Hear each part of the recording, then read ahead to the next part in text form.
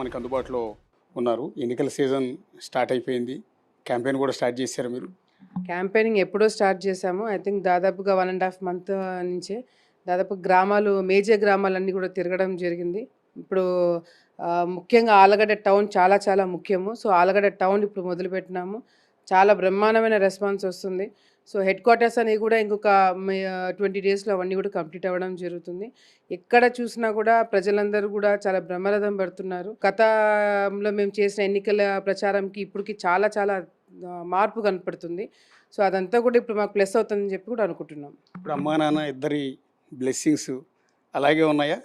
డెఫినెట్‌గా వాళ్ళ బ్లెస్సింగ్స్ లేకపోతే నాకు తెలిసి 5 సంవత్సరాల్లో ఈ రాక్షస పరిపాలనను నెట్టుకొని రావడం అనేది అంత ఈజీ కాదు.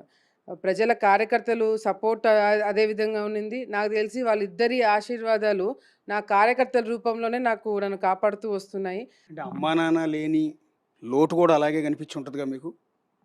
లోటు అది ఎవరు పూడ్చలేనిది. తల్లిదండ్రులు లేక ఈరోజు ఈ 5 సంవత్సరాల్లో మేము అసలు రాజకీయాల్లో నెట్టుకొనొస్తామని కూడా మేమెవరం కూడా అనుకోలేదు. నాకు తెలిసి మా శత్రువులు కావచ్చు, మా ప్రత్యర్థులు కావచ్చు, వాళ్ళు కూడా అనుకోనుండరు. కానీ ఈరోజు వాళ్ళిద్దరు లేని లోటు నాకు నా ప్రజలు, నా కార్యకర్తలు చూపించడం వల్ల నాకు ఆ లోటనేది కనిపించట్లేదు. నాన్నగారు రాయలసీమ టైగర్ అనేవాళ్ళు అప్పట్లో. ఆలగడ్డ కింగ్ అనేవాళ్ళు. అట్లాగే అమ్మని చూస్తే రాయలసీమ ఫైర్ బ్రాండ్ అనేవాళ్ళు. ఆమె వాయిసు, ఆమె పర్సనాలిటీ కావచ్చు, ఆవిడ అప్రోచ్ అయ్యే విధానం కావచ్చు. వీళ్ళిద్దరూ లేరు ఈరోజు. ఆ రోజు వాళ్ళిద్దరు లేని రోజు కూడా నేను మీతో మాట్లాడాను. చిన్న వయసులోనే మీరు మంత్రి అయ్యారు, ఎమ్మెల్యే అయ్యారు. ఆ రోజు కూడా చాలా బాధపడ్డారు. అమ్మా నాన్న లేకుండా ఎలా వస్తాము అని. ఆ తర్వాత మీకు చాలా ప్రాబ్లమ్స్ని ఫేస్ చేశారు. ఈ 5 ఏళ్ళు కాదు, అంతకుముందు కూడా. ఎలా తట్టుకోగలిగారు? అంటే ఇది ఇంక వేరే చాయిస్ లేదు నాకు.